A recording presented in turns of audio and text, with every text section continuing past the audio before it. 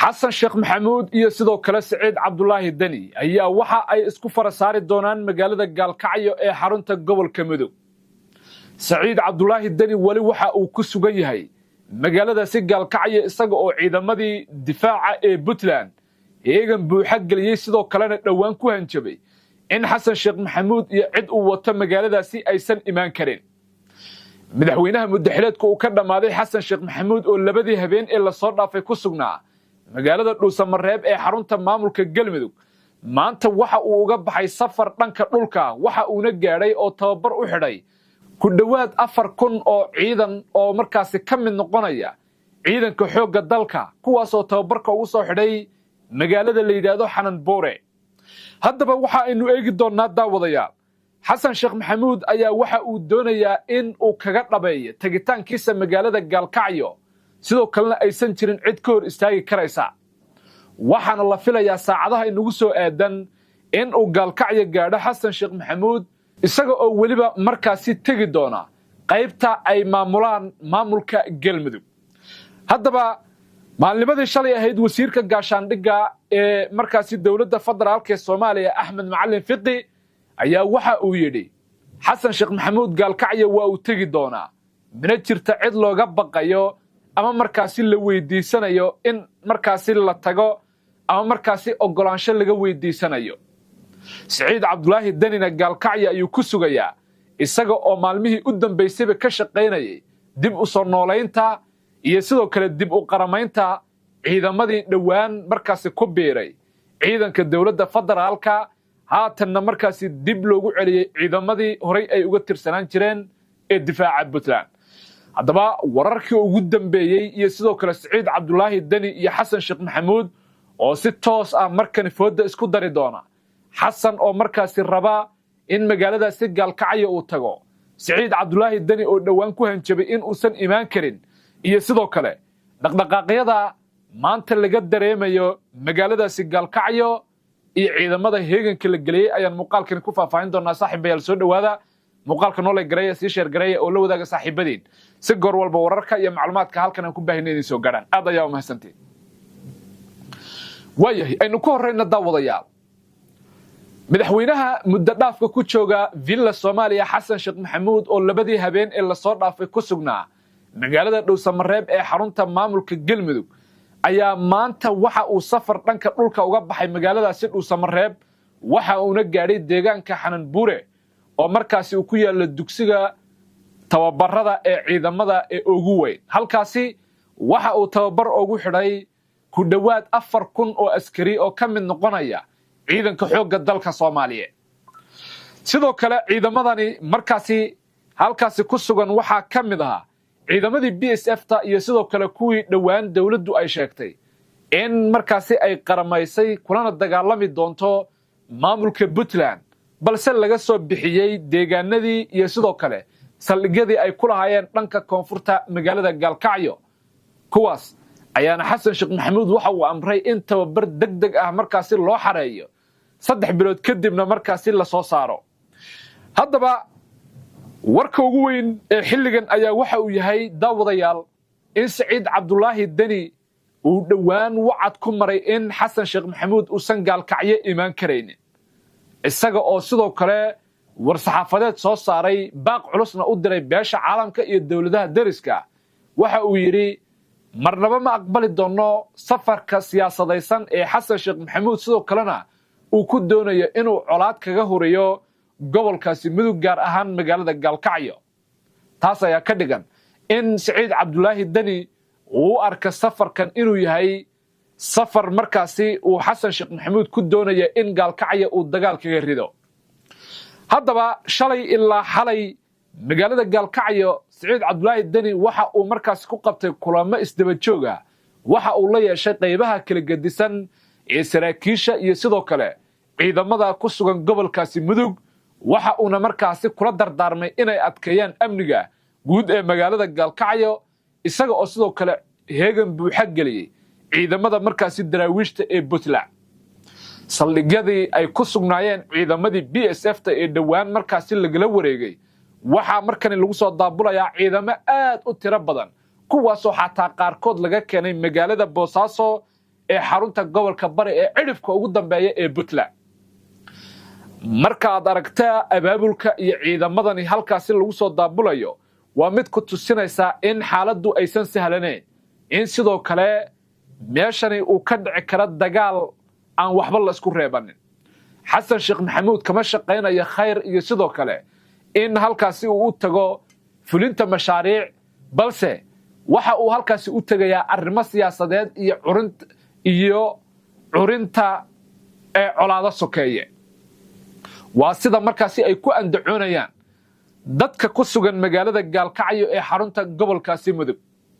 Saciid Cabdulaahi Dani halkaasi dhaqdhaqaaqyo siyaasadeed ayaa dhowrkii maalin ee la soo dhaafay uu ka waday hase yeeshee xasan sheekh maxamuud ayaa markani ah kan sida weyn isha loogu hayo halka uu tagi doono iyo waliba sida markaasi uu ugu nabadgeli karayo ciidamadii ugu badnaa ayaa markani la geynayaa dhanka koonfureed ee magaalada Gaalkacyo kuwaas oo hordhac u noqon doona xasan sheekh maxamuud iyo wafdigiisa ciidamadii markaasi ugu xoogga badnaa ee dalka Soomaaliya ayaa horkacaya xasan waxaana sidoo kale la socda wasiirka gaashaandhigga taliyaha ciidanka xoogga dalka Soomaaliyeed iyo sidoo kale taliyaha ciidanka xoogga ee markaasi dhanka dhulka waxaana arintani ay ka dhigan tahay in xasan sheekh maxamuud uu doonayo in ceebtii iyo fashilkii dhawaan ka soo gaadhay ciidamadii uu dhaqaalaha badan ku bixiyay ee ku sugnaa duleedka magaalada Gaalkacyo in markani uu halkaasi kaga dhaqo ciidankii xoogga dalka oo iskugu jira gorgor haramcad iyo sidoo kale ciidamo kale oo kuwa booliiska ay ka mid yihiin ayaa markani halkaasi uu geynaya waxaana xasan sheekh maxamuud ka go'an dib u soo celinta xeriyihii iyo saldhigyadii ugu waaweynaa ee dhawaan lagala wareegay ciidamadii dawladda kuwaas oo markaasi laga dhigay mid nolosha lagu qabto mid isdhiiba iyo mid meesha gabi ahaanba ka carara oo ay ka mid yihiin kuwan xanan buure markani tababarka loogu xaraynayo xasan sheekh maxamuud waxaa safarkan sidoo kale ku wehelinaya shakhsiyaad ka soo jeeda dhanka markaasi magaalada Gaalkacyo ee qaybta Puntland ay maamusho kuwaas oo dhaqaale badan ku qaadanaya sidii ay xasan sheekh maxamuud u hagi lahaayeen sidoo kalena ay u dhihi lahaayeen annaga ayaa hawshani qaban doona haddaba lama garan doono cidda ay guusha mar kale raaci doonto mar kalese waa muhurta in uu dagaal ka dhaco magaaladaasi Gaalkacyo ee xarunta gobolkaasi Mudug waxaan jeclahay muuqaalka inaan kusoo gabagabayno daawadayaal habeenna ka hor Saciid Cabdulaahi Dani khudbad dhinacyo badan taabanaysay oo ka jeediyay isla gobolkaasi Mudug khudbadaas oo fariin ugu diray dawladda federaalka ee Soomaaliya iyo waliba isku dayada hongoobay ee ka waday deegaanada Puntland waxaan aad iyo aad uga mahad celinayaa mas'uuliyiinta degmada ee sida diiran noogu soo dhaweeyay magaaladan oo runtii ah magaalo taariikh badan oo dhow leh oo ka duwan meelo badan oo deegaanka Puntland ah waxaan runtii safarkayga ugu horreysay aan ku imid aad uga mashquuday sida dadkeedu isugu tashaday sida horumarka degdega oo muddada kooban ay u gaareen sida tacliinta iyo caafimaadka iyo biyaha iyo weliba ganacsiga isbeddelka uga dhacay iyo dhismayaasha magaaladaba runtii waxay muujinaysaa dad karti leh isku xiran meel kasta ay joogaan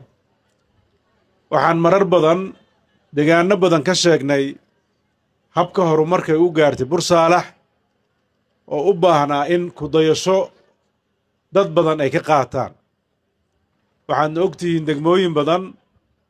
baa waddooyinkaas aad furteen iyagana waddadaa raacay maxaa yeelay horumarkee wuxuu ku xiran yahay annagu nugu xiran yahay meel kale ka imaan mayo waxaan rabaa xaqiiqdii muddadaas ay dhismaysay marba mar bay soo maraysay gacanta dawladda mar walba wixii suuragal ah oo ku aadan ayay qabanaysay dabcan baahiyahu ma dhammaadaan deegaanada Puntland waa deegaano aad u ballaaran waa degaano runtii meelo muhiim ah ku yaalla mid walba wax gaara ku suntan degaanada hadda galbeedka magaalada gaalkacyo ku yaalla ee degmada galdogob iyo degmada bursaalax waxaad og tihiin waxay ku yaallaan meel ahmiyad u leh ee puntland oo ah meel u dhow xuduudda dalka aan jaarka nahay ee etoobiya oo dad badan oo dadkeenna ah oo dadka degaanadan u badan ay deggan yihiin waa fursad ay leedahay degaanada tani maxaa yeelay ummadaha meel wada deggan markay xalliyaan mashaakilaadkooda kale waxa u weyn oo dalalka ka dhexeeya waa iswadaarsiga ganacsiga iyo kobaca dhaqaalaha inay ka midoobaan waa meeshii xudunta u ahayd isku gooshka badeecadaha kala duwan ee ama etoobiya ka imaanaya ama puntland ka tegaya oo xagga gelaya runtii waxaan is leeyahay ahmiyaddaas ay leedahay waa ahmiyadda fursadda ganacsi siisay waana ahmiyaddii markii hore lagu degay marka la fiiriyo juqraafiga ay ku taallo iyo dhulka carrasanka ay ku taalo xoolaha ku wanaagsan dadka iyo dunyadaba u roon runtii waxay muujinaysaa inay tahay degaan habboon oo la rabo in si wanaagsan loo maalgeliyo waxaan is leeyahay guddoomiyaha hadalladiisii iyo baahiyihiisii uu ka hadlay waxaa dheer oo uun halka ka sheegay anna raba inaan inii sheego horumarkaas xawliga ah waxaa ku dhacay hakan waxaa ka muuqda dibudhac waxa sababay kolle waynu garanaynaayo annagaa isku sababannay guddoomiyaha waa iska leexiyo wuxuu yidhi waa il iyo waxbaa nagu dhacay waana la cayuuma laakiin arrintu intaa waa ka weyn tahay maxaa yeelay isha waa isaga falantihiin culimmadiina waa inii joogtaan qur-aan baa ka akhrisanaysaan laakiin wiilashaan kibray oo runtii dadka nolosha u diidan dadku inuu iska qabtaa la rabaa waad og tihiin magaaladan waxay ku dhisantay waa qurbo joog maalgelinta u badan iyagaa sameeyey haddii dadkii qurbaha ka imaanayey ay naftooda u baqaan oo aano iyo waxaan macno lahayn muxuu qaban karaa qofku sidiisaba qofka kaa dheer waxa uu qaban kara waa yar tahay laakiin qofka markuu fursad u helo inuu soo booqdo oo arko oo baahida indhihiisa ku arko waad ogtihiin wax badan buu ka beddelayaa runtii waad ogtihiin waxa ku yaalla iskuulaad iyo mashaariic ay dadka qurbaha joogaa wax ka qabteen kuwa ay isugu tageen iyo kuwo shakhsiyaad qabteen waad garan kartaan isbeddelka ay magaalada ku riday meeshaanaan hadda joogno oo runtii heli karay inuu meel kasta ka samaysto dhaqaalaha uu hayo ku maalgeliyo wuxuu la dhex jeclaystay degaankii iyo dadkiisii ay ka yimaadeen haddii dadkii u degi lahaa aad ka xanibtaan oo dalkii la soo booqan waayo oo qoysaska raba inay nastaan ama kuwa lamaanaha aqal gala aysan intay ka soo fogaadaan meelaha kale halka dalxiis u soo aadaan la kari waayo oo kuwa etoobiya jira ay halka soo aadaan waad garan kartaan maalgelintaas wax ay la kulmi karto runtii waxaan annaga halka ugu nimid maanta oo aan u aqbalnay runtii martiqaadkii degaamada nooga yimid waxaa ugu muhiimsan inaan reer bursaaxalax niraahno war isdaba qabta hadday il inugu dhacdana ilaah baa inaga baryaynaa insha allah inaga qaado hagaagsada bal wixiin waddo fiican kuma socon dilka joojiya colaadda dhexdiinnana baajiya inaad dad karti leh oo dowladda muhiim u ah oo runtii dhiig leh oo dalka difaaciisa qaybta ugu weyn ka qaata waynu ognahay waana iniga mahad celinaynaa runtii saraakiisha ugu wanaagsan ee puntland leedahay degaanadaani ka soo jeedaan mas-uuliyiinta ugu kartida badan degaanadaani ka soo jeedaan laakiin waxaa ku noqonaysa cuqdad inuu intuu meel kale wax ka qabto degaankiisa wax ka qaban waayo waa dhibaato kaleeto arrintaas waxaa la rabaa in laga fiirsado hadde awal hoos baa wax laysugu sheegi jiray laakiin bursaalax marka inaan dusha wax ugu sheegno way waayo xadkii baa dhaafteen marka waxaan rabaa arrintaas lababa waa isku daraynaa idinkuna dib u xisaabtama annaga haddaan dowladnahay kuwa dharka madow iyo kuwo kaloo idan garanayna waan iisoo dirayna haddii lahaydno waxaan rabnaa iyadana amniga in shaqo laga qabto dadka dembiyada intay galaan deegaanka ka cararaya ogaada dhibkii aad geysateen ma dhammaanayo intaa maqan tihiin waxaa la rabaa dhib waa dhacayaa hadday dhib dhacdo oo qofku xataa khalad ka dhaco intuu carari lahaa waxaa la qaata inuu dadkiisa isu dhiibo uu yidhahdo war hallay taliyo waxa weeye dee haddii uu qooqaa yahayna sida ilaahay faray in ummadda laga qabto u baahan yahay haddii waxaasi caro iyo khalad iyo waxaan habboonayn u dhacana dee xaajadu waa furan tahay laakiin waxaan rajaynaynaa insha allahu tacaalaa wakhti aan fogayn guddoomiyaha codsigiisa insha allahu tacaalaa waxaa furmi doona maxkamaddii laamaha amnigana waa la hagaajinayaa waxaa la rabaa qofkii dembi geysta inaan la qarin oo la dhuumin oo si deg dega wax looga qabto oo caddaaladda la hor keeno dadaalka odayaasha keliya kuma filna waa in hay-adaha amnigana la xoojiyaa oo iskaashaday ayaa horta wax qaban kara intaas waxaa ka muhiimsan odayaasha laamaha amniga dowladda waxaa ka muhiimsan shacab weynaha iyo gabdhaha oo la rabo inay ku khasbaan mas-uuliyiinta kala duwan inay si wanaagsan ugu shaqeeyaan waxaan isleeyahay gabdho karti badan baa jooga dhallinyaro fiican baa halka joogta waan garan karnaa duruufaha marmarka qaarkood ku xeeran waxaynu u baahannahay dal dadkiisaa u kaca dadkiisaa hagaagsada dadkiisaa dhibka ka qaada waad ogtihiin puntland isku dayo badan baa soo aaday meelo badan baa laga damaaciyey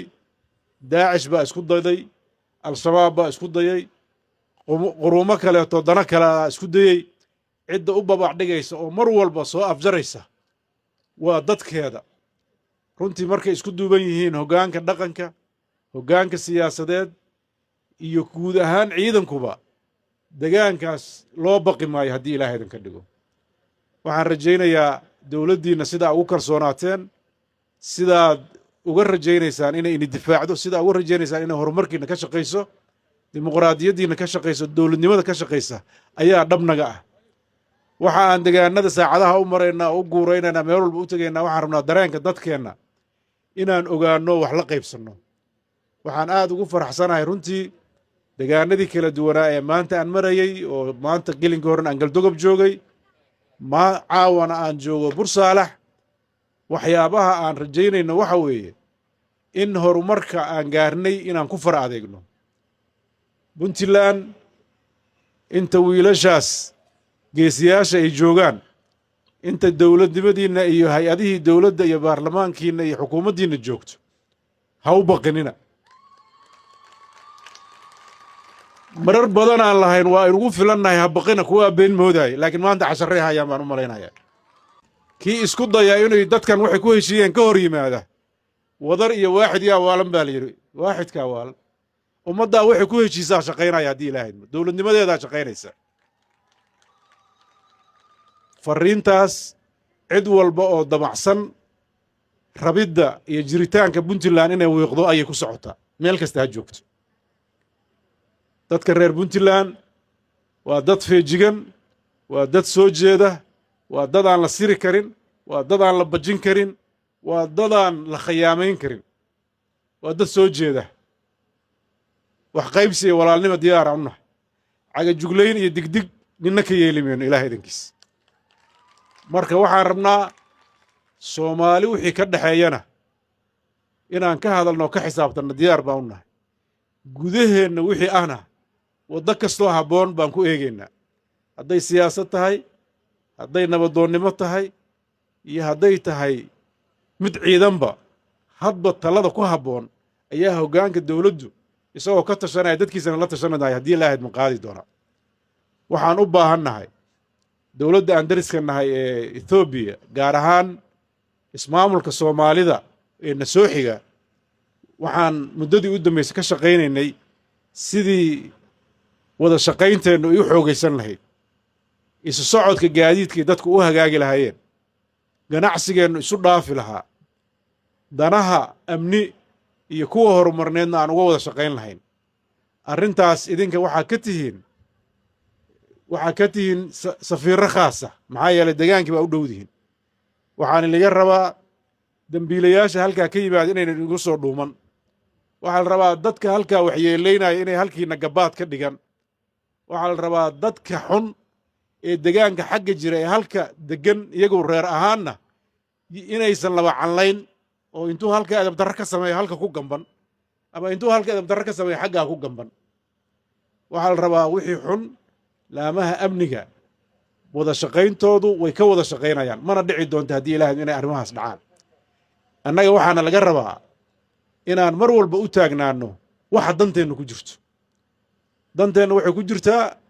waa inaan amnigeenna ka shaqaynaa waa inaan horumarkeenna ka shaqaynaa waa inaan dowladnimadeenna hareerta ka istaagnaa madaxda maanta ma aha madaxdii shalay mana aha madaxda berrito shalay madax bay puntland lahayd maanta madax baa joogta berrina madax baa imaan doonta madaxda timaadda haddaysan u imaan wax la soo dhisay iyo maamul dowladeed hadda maalin walba lagama bilaabi karo meel sagxada waxaa puntland meelaha kale uga duwan tahay waxa weeye maamul gaamuray oo 28 si jiray oo maalinba heer soo maraayey maantana aan rajaynayno inuu noqdo maalin ka mid ah maalmaha ay tallaabsanayso hore u socoto waxaad ogtihiin puntland maalmo badan oo la soo dhaafay maanta way ka fiican tahay waxayna rajaynaysaa maalmo badan oo soo socda inay ka sii fiicnaato maantase waa maalintii ugu muhiimsanayd oo isku xiraysay shalay iyo berri shalay waynu garanaynaa duruufo adag baynu ku abuurannay qax iyo dagaallo sokeeya iyadoo dhacay baana halka laysugu yimid duruufo dhaqaalo adag baa jiray maamul amaamudaa jiray dad dabaalaysan baa jiray waxaa maamulka puntland tusaale loo soo qaadan karaa waa degmada bursaalax dadkeedii hijrooday oo tegeba intay soo noqdeen dhallinyaradii baadiyaha ka soo ururiyo halka iskuulla uga furay oo waxbaray oo maanta quruxda aad aragtaan leh oo hanka laga leeyahay aad dareemaysaa isku tashigaas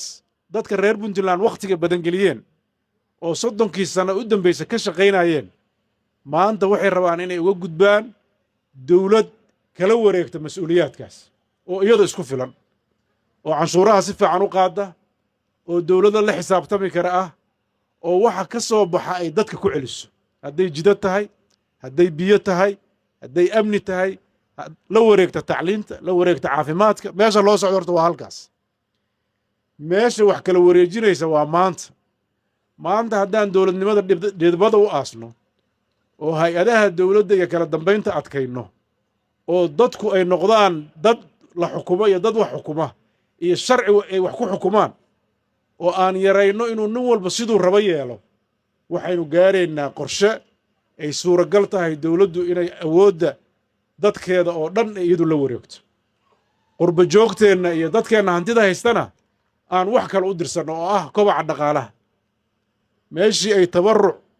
ay samayn lahaayeen waxaan uga baahnaani doonnaa marka dambe inay maalgashi sameeyaan oo shaqo abuur sameeyaan laakiin haddaan maalin walba ku hayno abaar baana haysee biyo noo dhaamiya ama maaragtay ilmaha jiran ee caafimaadka wax naglaga qabto ama iskuulkiibaa dayacanee ha la dayac tiro ama biyaan u baahannahay waa aasaaskii hore soo maaha horumarka la gaari kara intee la ekaanaya markaas wuu koobnaanaya waxaan u baahannahay dadkeenna miyiga iyo kuwa magaalada joogaba inay helaan nolol la isku hadlayn karaan oo ugu horraysa amniga oo ay dowladda siiso ku tiirsanaanta qabiilka inay yaraato waxyaabaha hadda keenaya qabyaaladda waxa weeye dee qofkii ma haysta magan kale iyo meel uu ku gambado laakiin hadda qabiilku wuxuu isku beddelay dembiilayaasha ku gambada arrintaas waxay u baahan tahay in dib looga fiirsado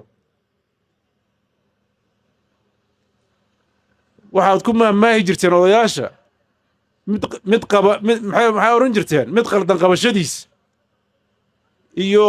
muxuu ahaa iyo mid quman quweyntiis soo maaha waxaa ku koobateen hadda mid khaldan qarintiisa keliya yaa arrintaa in wax laga beddelay u baahan tahay waxaa la rabaa dadka quman ee dadka iyo dalka u shaqaynaya in gacan la siiyo waxaa la rabaa in lala shaqeeyo saraakiisha waxaa la rabaa in lala shaqeeyo guddoomiyaasha degmada waxaa la rabaa in lala shaqeeyo macallimiinta waxaa la rabaa in lala shaqeeyo dadka samaha ka shaqaynaya waxaa kaloo la rabaa in odayaasha lala shaqeeyo hadda dhibaatada odayaashu haysata waxaa ka xoog batay rag kaleeto oo runtii gabaad u ah dadkaas marka waxaa la rabaa odayaasheennana inaan gacan siino nabadda ka shaqeeya islaaxa dowladnimada inaan gacan siino labadaasba isku hareer wadno ilaahay idankiis dowladda puntland sida wanaagsan aad ula shaqaysaan iyo sida aad kaalinta ugu leedihiin waxay iyaduna ku abaalgudi doontaa inay gacan ka geysato waxyaabaha qabyada ka ah horumarka degmadan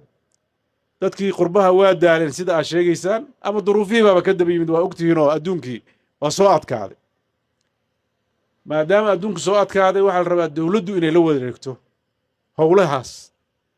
dowladda si ay ula wareegto waxay u baahan tahay in waddada loo xaadho oo hay-adaha dowladda la dhiso waynu garanaynaa halka waxaan ka samaynay dimuqraadiyad golo degaanoo la doortay baan garanaynaa golihii degaan ee la doortay oo aan dimuqraadiyadda uga guuri lahayn waynu garanaynaa in maayarka la dhiso waxay naga qaadatay waxaa kaloo hadda aan rabnaa ciidamadii booliiska ee tababarnaa hadda la keenay waad garanaysaan waxa hor taagan haddana waxaa leedihin kuwo kale ha la keeno hadda carrigoo dhan hadduu ciidan isku bedelo naftirkiisa shiddada dhalanaysa waa ogtihiin waxa meesha yaallana wax yar weeye waa dhowr qof oo in hebel loo garanayo waryaa meel fariisa in la yidhahdo ku habboon tahay isdilka aan macnaha lahayn waxaynu rabnaa inaan ka korno dadku hadduu isqabto maxkamadaha oo saldhig u yahay kitaabka ilaahay shareecadana waa ku kala bixi kara xeerka dhaqankeennana hadduu xallin kara waa ku kala bixi karna wixii intaa dheer maxaa imaanaya waa isdil soo maaha isdilku yuu dan u yahay ninna danu maaha waa inay noqotaa meel xataa dowladdu nasasho u soo aado haddaan hoteelkaan aragnay annagaa marmar intaan halkan nimaan isaga shireen ayaaba wasiirradoo dhan imaanaya marka waa uga mahad celinayaa cali investmentigan uu meesha geliyey waana rajaynayaa insha allah inay dowladdu gacan ka siin doonto in ay shirarka muhiimka ah lagu qabto meelaha kan maxaa yeelay shirarka qaybtooda waxay u baahan yihiin meel deggan in lagu shigo marka kolley anigu maanta markaan imid nasasho iyo deganaanshaan ka dareemay gobolladan xuduudda saaran sirna waa inii sheegayaaye labadan degmo hadda dowladdu iyadaa u baahan dowladdu si ay dhaqaalaheeda u kobciso oo wax soo saarkeeda u kobciso waxay rabtaa inay hagaajiso xiriirka ganacsiga etoobiya la leedahay siyaasadda dowladdu waa sidaas maadaama halkaan aan u soo soconno oo dadkii o dhan halka geedi u soo yahay fursad dadka aysan haysan baa haysataa